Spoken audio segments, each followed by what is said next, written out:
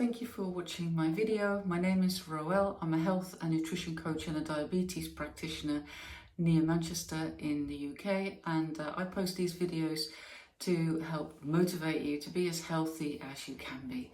And as is the 1st of June, and in my book that's sort of the start of summer, I know it's not quite summer yet, I want to talk about holidays and in particular how you can enjoy your holidays without them wrecking your health. And holidays obviously, can be very good for the soul, but often they're not necessarily that great for our bodies because we overindulge when we're on holiday. Not everybody, but often it's the case. And then we worry when we go on holiday that we're going to put on kilos and come back feeling worse for wear.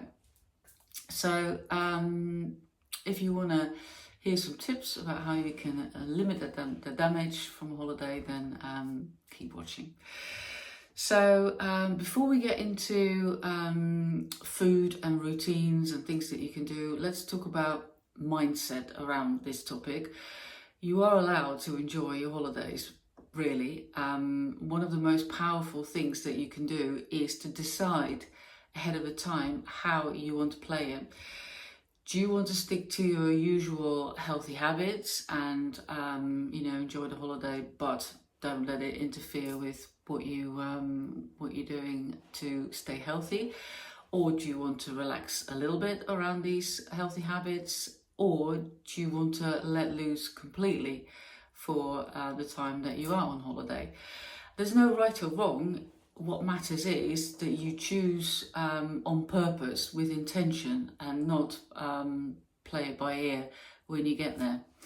And the golden rule is, if you do go all in on the food and the drink, just make sure that when you get back from the holiday, you get back on track as soon as you can, or straight away, not as soon as you can, straight away.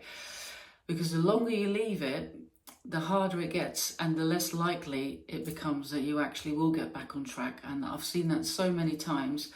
A week off turns into a month off, and that turns into 3 months off, and you know how that goes. So it's better to plan for success. So here are some tips then to help you to stay in control and without, of course, feeling deprived or like you're not having a good time. I would suggest that you start the day strong, and that's always a good idea, but there's no reason why you can't do that when you're on holiday. Have a high protein breakfast if you can, maybe with eggs or Greek yogurt, some nuts and seeds, and try to skip the pastries and fruit juice, because that will spike your blood glucose levels and then you'll get a crash and then you'll be hungry again after an hour. Then if there's a buffet, which often is the case when you go on holiday, then walk around the buffet first before you fill your plate, because that gives your brain a little bit of time to assess what's available, and you make a more mindful choice about what you're going to have instead of just picking stuff up as you walk along and see it for the first time. Stick to one plate if you can. Of course it's tempting, and also if you've paid for the buffet, then you want to make the most of it, get your money's worth, but try to just stick with one plate, and then make sure that half of that plate is vegetables or salad, and make sure that at least a quarter of what's on your plate is protein, and then if you want you can add some starches. But I would eat the protein and the vegetables first if I can, because that will then reduce the impact on your blood glucose from the starches. Drink wisely. If you're going to have alcoholic drinks, alternate them with water. That will help to let your body cope with the alcohol, dilute it all a little bit. Or maybe set a limit for yourself and say, going to have 1 drink at lunchtime and 2 at dinner. I'm not telling you what to do, but just, again, it's all about being intentional. Already think ahead. How do I want to do this? Puddings, Of course, it's nice to have a pudding after a meal if you're on holiday, especially, if there's a nice choice of all kinds of puddings, desserts, you might call them. But again, make it intentional, choose your favourite one, eat it slowly, and really enjoy it, and then move on. And if they're offering desserts, but there's not actually one that you really like, then don't have it. You don't have to have it. It's only really worth it if you're really going to enjoy it. So these are sort of tips for more like the all-inclusive holidays when you have buffets. If it comes to self-catering holidays, then it can be a little bit easier to stay on track, of course, because then you're not tempted by a big buffet all day long, and you can plan it a little bit more. So I suggest you do a little mini shop day one and you stock up on healthy stuff. You're going to make sure that you've got lots of fresh fruit and vegetables. You're going to have some protein, that's super important. Maybe some eggs, some tuna, chicken. Have healthy breakfast options, again, like the eggs, the full fat Greek yogurt. They're available in most countries. And make sure that you've got some teas and some bottled water, so you've got healthy drinks as well available wherever you are. Then when it comes to preparing your own meals, I would keep it simple. You don't need to cook elaborate dishes. You can have a salad with a protein, a one-pan stir fry, easy things, maybe even a big vegetable omelette. That can be delicious and is healthy as well. If you're eating out, of course, sometimes when you're self-catering, you might go out for a meal, then try to just have a main meal and skip the starter and the dessert if you want to have a healthier way of doing it, or maybe share a dessert. And of course, if you can, check the menu online so you can already make a decision before you go. That makes it more likely that you're going to choose that when you get there. And of course, if you fancy an ice cream or a dessert, again, go for it, but be intentional about it. Choose, because you want it, and make sure that when you do have it, that you really enjoy it, so you make it worth your while. And if you enjoy it more, then you're also less likely to want another treat or another snack, because you've made a moment of it, you really enjoyed it.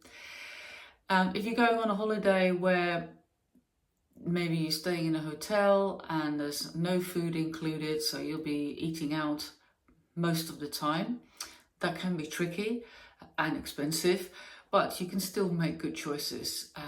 I would scan the menu before you sit down if you can, online, or if you can pop past the restaurant before you go and have a look at the menu. Most restaurants have the menu outside by the door.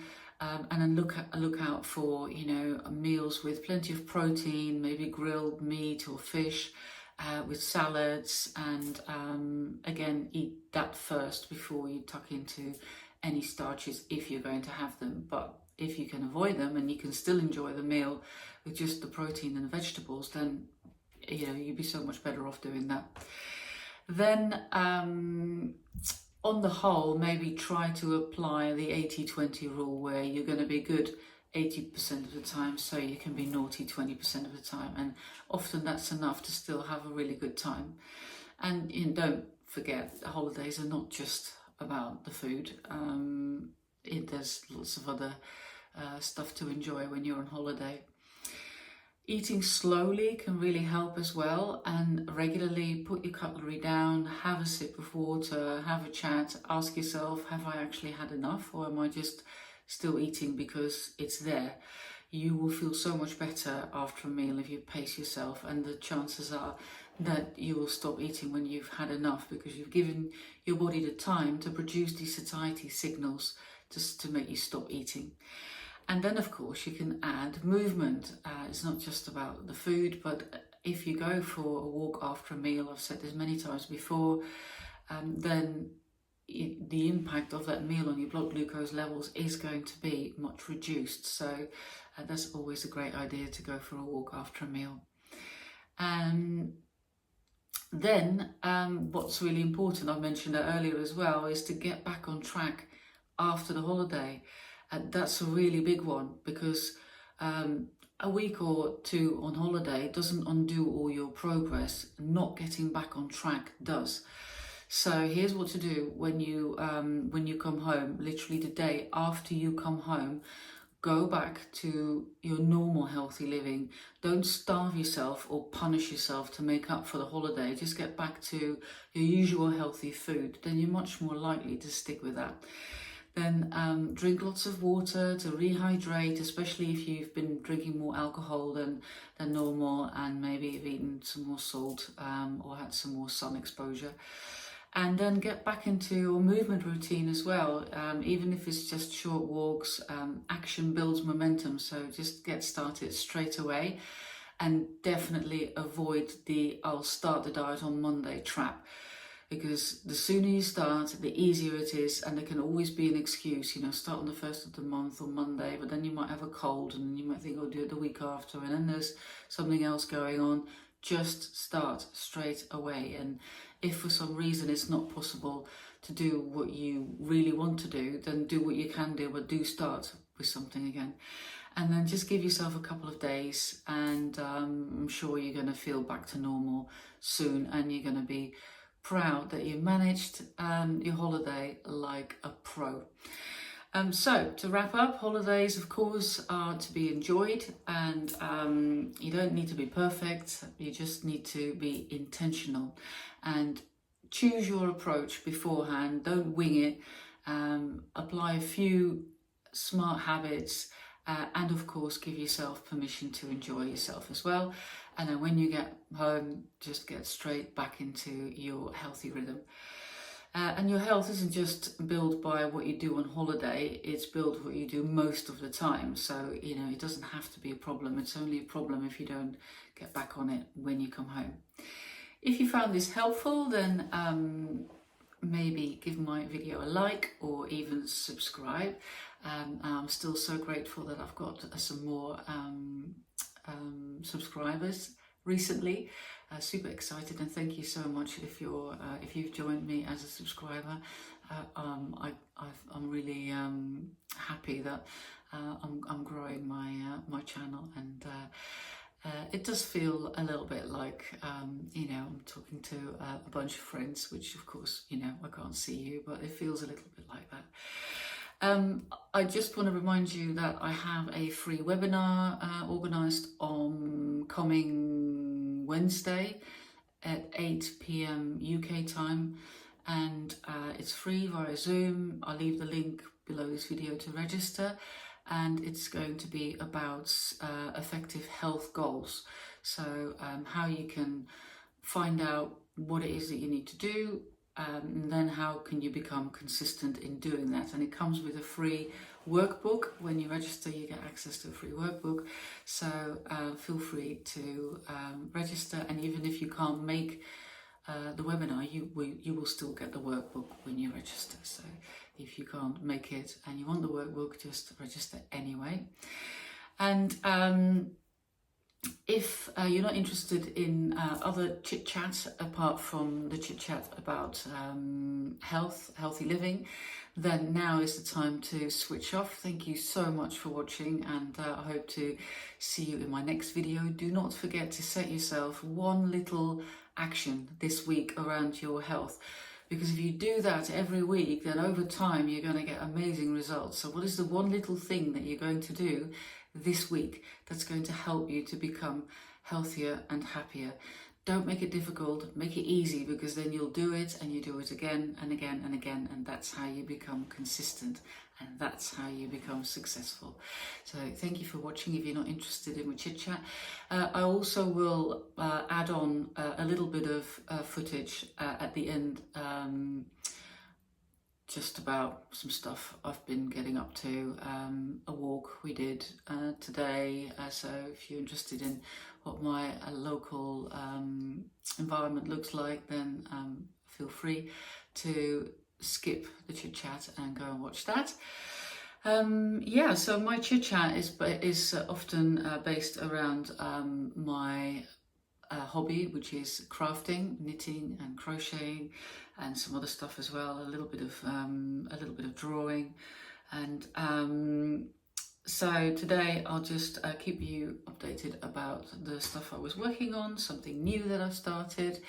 It's been a good week. The week's just, I know it's a cliche, but it just goes by so quickly, and I can't believe we're now nearly halfway through the year. Yeah, it's been a good week, productive week at work. I'm still very busy working on the NHS programs for diabetes remission and prevention, and I love doing that because I get to work with hundreds of people trying to avoid diabetes, type 2 diabetes, or put it into remission. And yeah, that brings me great joy, and I'm always so excited to see how much control we have over our health when, you know, a lot of people think that there is that much that they can do about being on medication or having certain health issues, but there is still a lot that we can do, and I feel very lucky that I love the work that I do. And in the evenings, I love, like I said, I love knitting. I also love exercise. So this week, as per usual, I've been doing spinning. I go twice, early in the morning, 6:30, Tuesdays and Fridays. Really enjoy that. Being Dutch, obviously love cycling, but can't really do it. Well, I could do it on the road here, but it's a bit like suicide, super dangerous. So I do it in the spinning studio instead, and I really like that. But then of course I mix things up, because I think it's really important when you do exercise that you do different types of exercise to avoid injury and to keep it interesting and to make sure that you get the benefits from all the different types of exercise. So I go jogging normally once a week. Sometimes I go swimming, but to be honest with you, I haven't done that for a while. We did go 2 weeks ago, but we used to do that every week. We've sort of fallen out of that habit, mainly because it gets quite busy in the pool, and I really hate swimming up somebody else's arse, and I'm also blind as a bat, so I don't find it very relaxing if I have to sort of try and keep track of what's going on around me and where other people are swimming. I know that sounds a bit precious, but that has been putting me off. Then today I did a little bit of a high intensity workout, and I really enjoy that. That's the sort of short, sharp exercises. A bit I love doing Tabatas, which is the 4 minutes where you do 20 seconds of hard work, 10 seconds rest times 8. And today I did sort of a little circuit that was put on a board in the gym, and I just followed that. So that was my week. The weather wasn't as good as it was the week before, but that was sort of nice for the garden, and I've put a few photos of my little garden at the end of this video, but it's, yeah, the rain has been really good for the little bit of grass that we have and the plants. So I don't mind that at all, but it's nice when the nice weather comes back too, and I'm looking forward to that. So knitting then, I do like to mix, just as with the exercise, I like to mix up the crafts and the knitting projects. So I always have a lot of WIPs, as we call them, work in progresses, and I'm still working on the Scylla Sun top that I've been talking about for the last 2 videos, and I was hoping that I was going to have it finished this week, but yeah, I always get a little bit sort of, not bored, but it's once you sort of work on the body, it gets all a little bit samey. So I've done the top bit. I'm just trying to show you as it goes, like that. I still hope that this is going to be finished off, otherwise I will crochet a little edge, I think, because it looks a bit messy. But yeah, I've gone a bit sort of further down with the body, and yeah, it's just now working till the length that I want it to be. I'm nearly there. Definitely will have it finished next video. I am now a little bit worried that I've not chosen the right material, because I'm using this soft tweed from Drops, which is actually probably more of an autumn winter yarn, not really for summer tops. For summer tops we tend to use a bit more cotton and linen mixes, but yeah, this is the Drops soft tweed, and it's alpaca and merino wool. So yeah, which could actually be a little bit warm. It's not scratchy. It's sort of, it looks a little bit rusticy because it's sort of quite twisted. I don't know if you can see that, but yeah, I'm hoping it's going to be okay. I don't know if I could wear it as a, maybe as a sort of with a long sleeve top underneath it in the winter. Who knows, but we'll see. Maybe it's okay for when it's not super hot. Then I always wanted to try these mittens, fingerless mittens, and I'm really glad that I did, because I adore these, and it was a free pattern. I will find out what the pattern is called. Something like cloudburst maybe. No, I don't know. Haven't sewn in the ends yet, and I haven't blocked it yet, but really happy with it. And this could actually be something that I could knit as presents. So this is what they look like. And I've used the Rico Superba Alpaca Luxury sock yarn in a light grey colour. That's the one. And yeah, I've made quite a few socks with that as well. The pink socks that I showed a few videos ago were made with that as well. And I use these crazy trio. Is it crazy trio? Something like that. They are Addy. 3 needles with a bendy bit in the middle, and they're great for knitting socks and mittens as well. Now I'm sort of trying, and I should have looked up the name of that pattern, but I'm just gonna fumble whilst I'll talk about fumble. That sounds a bit wrong. I'm not fumbling. I'm going to find the pattern that I used for the mittens, because it's a free pattern, and I use Ravelry for my patterns, like probably most knitters, and it's in my library. I'm just scrolling because obviously there's a lot. Yeah, it was Cloudburst. Gosh, I haven't lost my ability to remember stuff. Cloudburst, that's what they're called, Cloudburst. Free pattern, really easy, but I think it looks quite good. So when I said I'm going to make them as a gift for people, I'm not really into gift knitting, because you never know whether people like it, and so they've got to be knit worthy, as we say, and you don't really always know whether they are. They might just, you know, open it and think, well, don't like this one, will never wear that. And I have, yeah, I don't know. I'm not sure whether I'm good at this sort of gift knitting, because only if I feel that people really like it. So I might have to think about whether I'm actually going to do that. Lastly, what I want to show you is that I have decided to do the knit along with Yvonne from Knitting Inden, which is a great knitting podcast in Dutch and English. I'll leave the link for that below as well.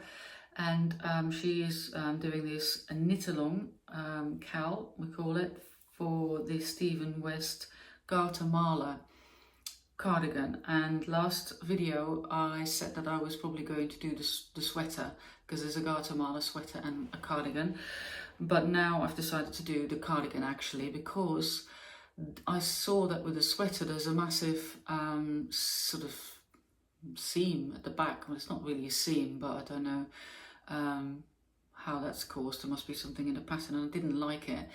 And also I wasn't that keen on the cardigan to start with, but then I looked at the projects in Ravelry and I saw this lady who made it nice and short, and it nearly looked like sort of a little jacket, and then I did really like it. So now I'm decided to do the cardigan, and I've only just started, so there's not a lot to see, but I showed you the yarns in the previous video, so you can go back to that. It was actually even the thumbnail.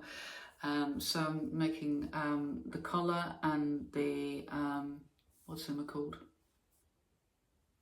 I don't know what that, I forgot, blank. I'm making that with the pink scheepjes yarn, which I love. It's called Our Tribe, and it's really soft. It's also I think merino and alpaca. Am I saying that right? Alpaca. I don't know where the emphasis is. Alpaca, not alpaca. Alpaca yarn, wool.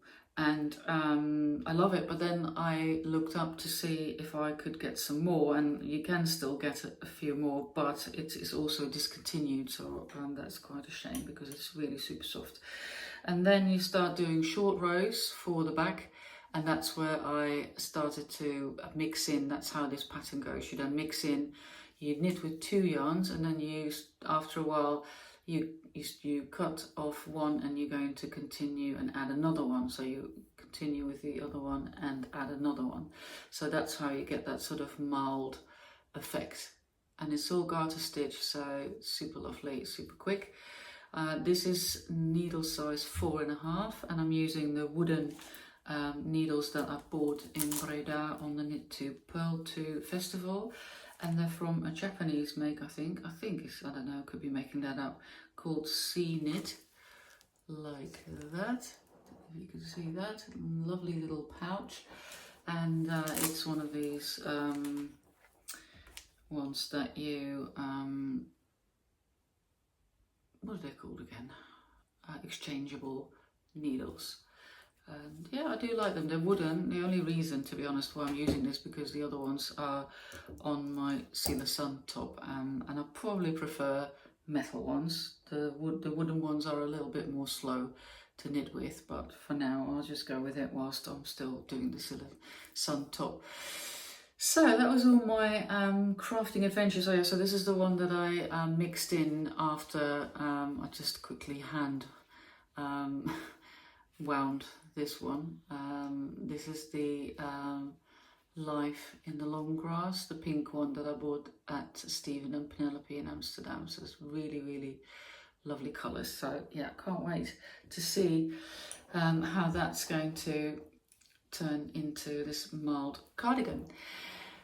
So that was it for my crafting, and again, if you're still here now, thank you for watching, and I'll add on a little bit of video and photo footage if you're interested. I hope you have a lovely week, and I'll see you again in my next video, or maybe at the webinar. Love you lots, bye.